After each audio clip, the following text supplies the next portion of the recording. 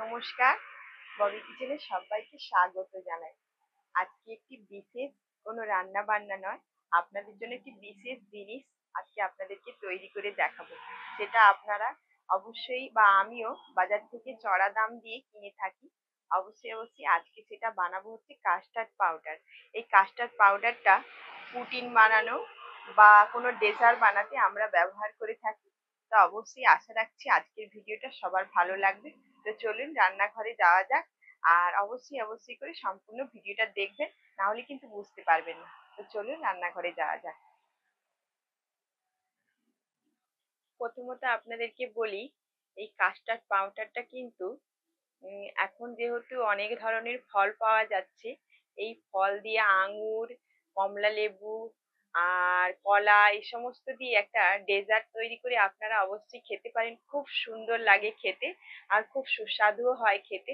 অবশ্যই করে আপনারা বাড়িতে এভাবে বানিয়ে খাবেন। আর দেখবেন বাজার থেকে চড়া দাম দিয়ে একদমই কিনতে হবে না। খুব অল্প সময়ের মধ্যে হাতে কম সময় থাকলে আমাদের বাড়িতে থাকাই কিছু জিনিস দিয়ে আমরা এই সুন্দর একটা কাস্টার্ড পাউডার বাড়িতেই বানাতে পারবো। তো চলুন আজকের কাস্টার্ড পাউডারটা কিভাবে বানাচ্ছি। আর এত সুন্দর, মানে স্কিপ করে দেখবেন না তাহলে কিন্তু বুঝতেই পারবেন না। প্রত্যেকটা পারফেক্ট মাপ অনুসারে আপনাদেরকে আমি বানিয়ে দেখাবো। আর সেই জন্য কিন্তু আজকে লাগছে কাস্টার্ড পাউডার বানানোর জন্য চিনি নিয়েছি। আর এই চিনিটাকে আমি গুঁড়ো করে নেবো। এখানে হাফ বাটি আমি চিনি নিয়েছি। এখানে আমি চিনিটাকে গুঁড়ো করে নেব। আর চিনিটা কিন্তু একদম অবশ্যই গুঁড়ো লাগবে, গুঁড়ো ছাড়া কিন্তু হবে না। আর আপনারা চাইলে মিক্সিতেও গুঁড়ো করে নিতে পারেন। আর আমি এখানে শিল নোড়াতে গুঁড়ো করে নিচ্ছি। আর খুব সহজেই কিন্তু গুঁড়ো হয়ে যাবে।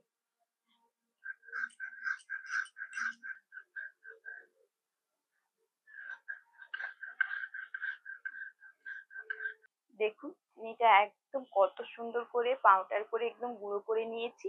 আর এটাকে একটা পাত্রের মধ্যে তুলে নেব।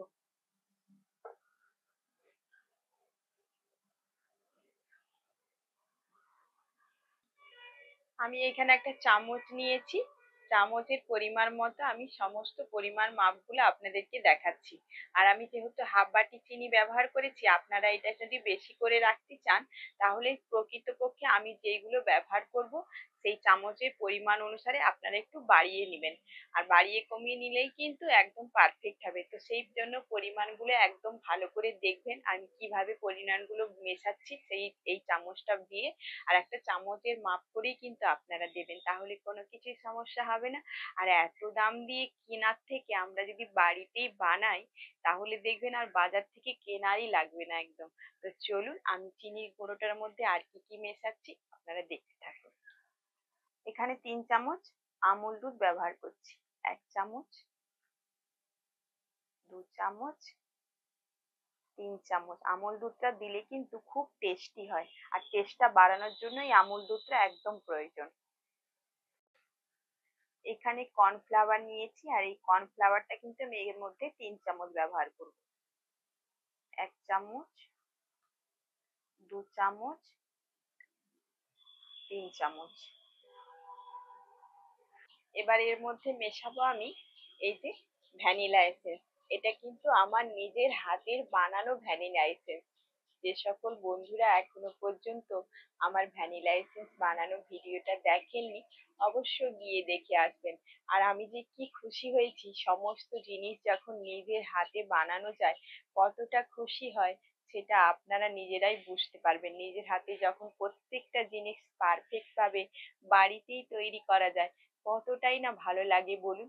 আর আমারও সেরকম, আমাকে এতটাই আনন্দ লাগছে আমি প্রত্যেকটা জিনিস আমি নিজের হাতে বানাচ্ছি। খুবই ভালো লাগছে আর বেশি চড়া দাম দিয়ে বাজার থেকেও কিনতে হচ্ছে না। তো চলুন এই ভ্যানিলা এসেন্সটা কতটা দিচ্ছি সেটা আপনাদেরকে দেখাচ্ছি। এখানে ভ্যানিলা এসেন্স দিয়ে দেবো 3 ফোঁটা। 1 ফোঁটা, 2 ফোঁটা, 3 ফোঁটা। আর এটাকে এবার হাত দিয়ে মেখে নেব, চামচ দিয়ে কিন্তু মাখলে হবে না। যেহেতু এই ভ্যানিলা এসেন্সটা দিয়েছি ভালো করে এরকম করে মেখে নিতে হবে, একে অপরের সঙ্গে যাতে মিশে যায় আর একটা সুন্দর ফ্লেভার তৈরি হয়। দারুণ এরকম করে করে একটু মিশিয়ে নিতে হবে। দেখুন, আরেকটা বড় পাত্রের মধ্যে নেবে, তাহলে দেখবেন মিশ্রণটা খুব সুন্দর হবে। ঠিক এইভাবে ঘষে ঘষে ঘষে ঘষে এরকম করে একে অপরের সঙ্গে প্রত্যেকটা জিনিস যাতে মিশ্রণ হয়ে যায়, তাহলে দেখবেন সুন্দর হবে একদম। আর কত সুন্দর হয়েছে একটা দেখুন, আর দুর্দান্ত একটা স্মেলও বের হবে এটা মেশাতে মেশাতে। দেখুন কত সুন্দর হয়েছে কাস্টার্ড পাউডারটা, বোঝাই যাচ্ছে না এটা আমি বাইরে থেকে কিনে এনেছি কি বাড়িতে বানিয়েছি। একদম দোকানের মতো পারফেক্ট হয়েছে, কত সুন্দর হয়েছে দেখুন। আপনারাও এইভাবে সহজে বাড়িতে বানাতে পারবেন। দেখুন কত সুন্দর বানালাম, আর এটা কিন্তু খেতে খুবই সুস্বাদু হয়। পুডিং বানালে আমরা যে পুডিংটা বানাই, আর পুডিং কিন্তু এই কাস্টার্ড পাউডার ছাড়া কিন্তু একদম তৈরি হবে না। আপনারা সবাই কিন্তু জানেন।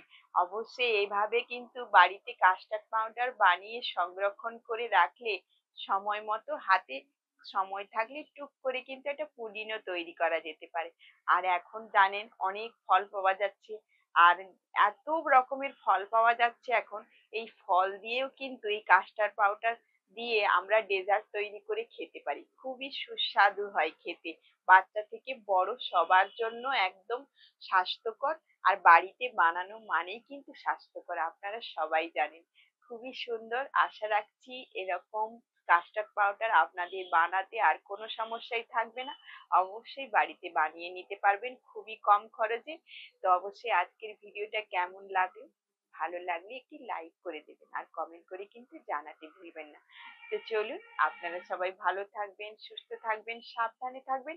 আর বিশেষ করে এটা একটা কোনো এয়ার টাইট কন্টেনারে করে বা ডাব্বায় করে, আমি তো এটাকে কিন্তু একটা ডাব্বা নিয়েই এসেছি ডাব্বায় ভরবো বলে। আমি একটা হরলিক্সের খালি ডিব্বা নিয়েছি, আমার কাছে আর এখন ডাব্বা নেই। একটা কাঁচের বয়ামে কিন্তু ভরে রাখলে অনেকদিন থাকবে। তো আমি এটাকে ভরে নিচ্ছি, তাহলে কিন্তু হাওয়া বাতাস না লাগলেই কিন্তু অনেকদিন ভালো থাকবে, বহুদিন সংরক্ষণ করে রাখতে পারবেন, কোনো সমস্যাই হবে না। তো আমি এটাকে এর মধ্যে ভরে নিচ্ছি। অবশ্যই কিন্তু আপনারাও এরকম কোনো একটা এয়ারটাইট কন্টেনারে করে ভরে রাখবেন, সময় হলে বের করে আপনাদের কাজে ব্যবহার করতে পারবেন। তো চলুন, আপনারা সবাই ভালো থাকবেন, সুস্থ থাকবেন, সাবধানে থাকবেন। আবার একটি নতুন ভিডিওতে আপনাদের সঙ্গে দেখা হচ্ছে।